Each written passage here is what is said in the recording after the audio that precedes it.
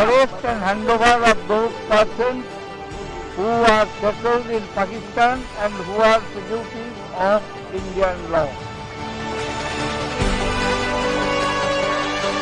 पाकिस्तान हिंदुस्तान के साथ अच्छे ताल्लुकात चाहता है। जो हमारे राम का नहीं है वो हमारे काम का नहीं है।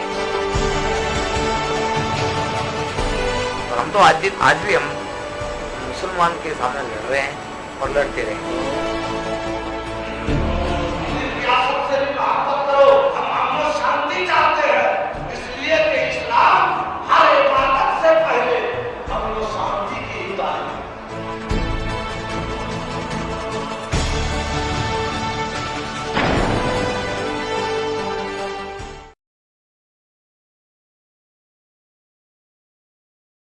मुंबई हमलों के फौरन बाद कराची में शरपसंदों की जानिब से 50 से ज़ायद शहरियों को हिलाक कर दिया गया।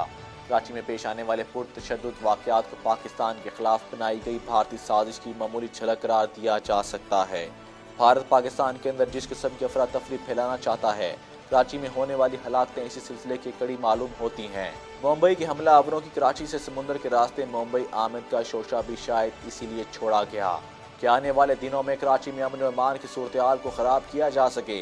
आलमी बरादरी को यह बावर कराने की कोशिश की जा रही है कि कराची दहशत गर्दों का गढ़ बन चुका है और वहीं पर भारत समेत दीगर ममालिक में दहशत गर्दाना कार्रवाइयों के लिए मनसूबाबंदी की जाती है।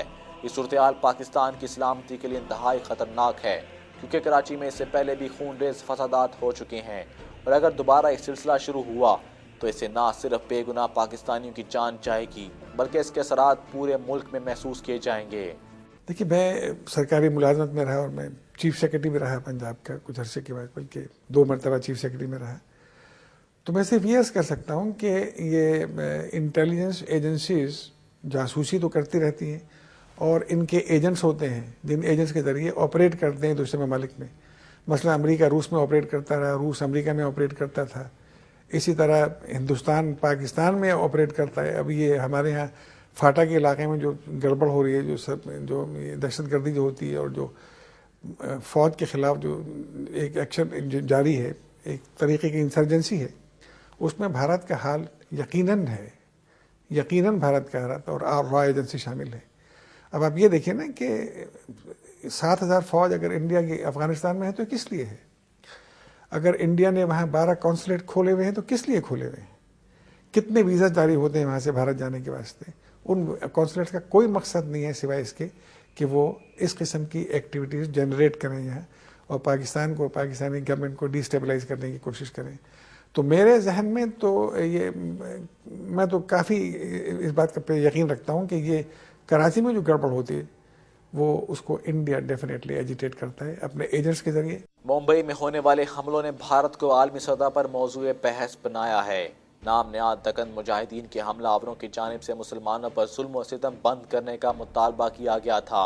इस वाक़े के बाद आलमी सतह पर हिंदुस्तान के अंदरूनी झगड़ों और अलहदगी पसंद तहरीकों से मुतलिक जानने की कोशिशें भी शुरू हो गई हैं।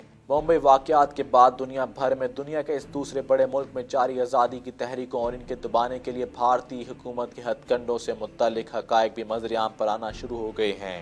भारत को इस मौजू का एहसास है और इसीलिए आला हुकूमती अहदेदारों की जानिब से मुंबई वाक़यात को मुल्क में जारी इंतहा पसंद तंजीमों का रद्द-ए-अमल नहीं कहा गया और इसे फ़ौरन सरहद पार से मुंसलिक करने की कोशिश की गई है, क्योंकि अगर इन वाक़यात के पीछे मुल्क में जारी लहदगी पसंद तंजीमों का ताल्लुक साबित हुआ तो फिर इनकी वजूहात से मुतल्लिक भी हक़ाइक़ मंज़र-ए-आम पर आना शुरू हो जाएंगे और यही सूरत-ए-हाल भारत के लिए तबाहकुन साबित हो सकती थी। इसीलिए मुंबई की हमलावरों की जानिब से खुद को हैदराबाद दक्कन का रहायशी कहने के बावजूद इस नुक्ते पर गौर नहीं किया गया और तफ्तीशी एजेंसियों ने हैदराबाद दक्कन में किसी भी किस्म की मामूली कार्रवाई से भी गुरेज किया है। सितंबर के महीने में एक इंडियन मुजाहिदीन के नाम से एक तहरीक है, उन्होंने हैदराबाद में एक अखबार में फ्रंट पेज पे छापा था ये कि बम्बई पे हमला होगा और अटैक करेंगे। तो वो ये था कि अगर उनको इंडिकेशन भी थी तो उनकी इंटेलिजेंस एजेंसी क्या कर रही थी। तो नंबर 1 तो ये कि मैं नहीं समझता कि ये लोग पाकिस्तान से गए थे। नंबर 2 मैं ये समझता हूँ कि ये इंडिया का अपना निजी मामला है اور اس میں یہ کہنا کہ پاکستان سے ان کی رہنمائی ہو رہی تھی اور یہ کہ وہ اسلحہ کہاں رکھیں کس طرح استعمال کریں، بکواس مجھے تو لگتا ہے۔ یہ حقیقت ہے کہ بھارت میں انتہا پسند ہندو تنظیموں کے باعث اقلیتوں کے ساتھ انتہائی ظالمانہ رویہ اپنایا جاتا ہے۔ آئے روز مسلمانوں اور عیسائیوں کا قتل معمول کا حصہ بنتا جا رہا ہے۔ برہمن سماج اور شودروں سے کی جانے والی نفرت کا رخ دوسرے مذاہب کے ماننے والوں کی طرف موڑ رہے ہیں۔ ہندوستان مسلمان اور عیسائیوں کے لیے مختل بنتا چلا گیا۔ جون 1984 میں سکھ بھی ہندو انتہا پسندی کی لپیٹ میں آئے اور گولڈن ٹیمپل کے محاصرے میں ہزاروں سکھوں کو بے دردی سے قتل کر دیا گیا۔ بھارتی فوج نے سکھوں کے سب سے بڑے مذہبی مقام پر بمباری کی اور اسے سکھوں کے خون سے رنگ دیا گیا۔ اسی سال اکتوبر کے مہینے میں سکھ ایک بار پھر ظلم کا شکار ہوئے کہ جب 2 سکھ باڈی گارڈ نے اندرا گاندھی کو قتل کر دیا تھا۔ انتہا پسند ہندوؤں نے اس بار بھی سکھوں کے خون سے ہولی کھیلی۔ انتہا پسند ہندوؤں کے ظلم و ستم کے باعث ہندوستان میں علیحدگی کی کئی طریقیں بھی زور پکڑنے لگیں۔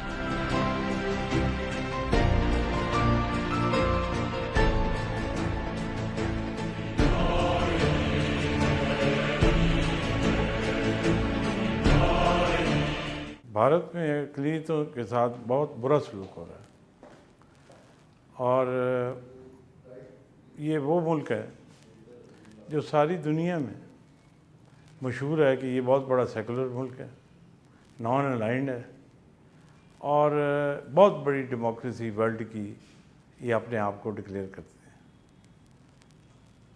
اگر ڈیموکریسی ہو صحیح معنوں میں تو پھر تو اقلیتوں کا سوال ہی نہیں پیدا ہوتا کہ ان کے ساتھ کسی قسم کی زیادتی کی جائے۔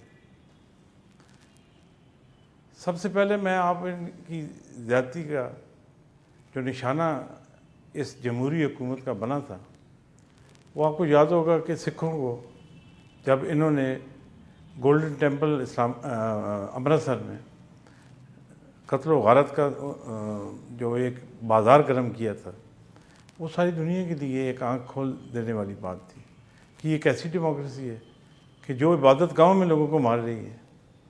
اس کے بعد ابھی ریسنٹلی آپ دیکھیں کہ انہوں نے اڑیسہ میں، ان کا ایک بہت بڑا صوبہ ہے، ادھر کئی ہزاروں عیسائیوں کو، مسیحیوں کو قتل کر دیے، ان کے گھر جلا دیے، ان کے چرچز جلا دیے۔